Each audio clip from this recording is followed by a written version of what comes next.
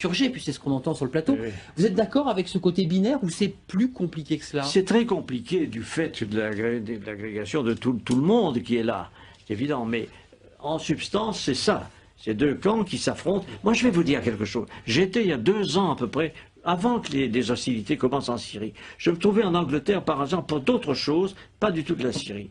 J'ai rencontré des responsables anglais.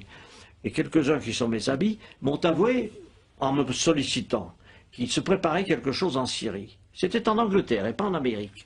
L'Angleterre préparait l'invasion des rebelles en Syrie. Et on m'a même demandé à moi, sous le prétexte que j'étais ancien ministre des Affaires étrangères, si je participerais comme ça. J'ai évidemment dit le contraire. J'ai dit, moi, je suis français, ça ne m'intéresse pas. Mais c'est pour dire que cette opération vient de très loin.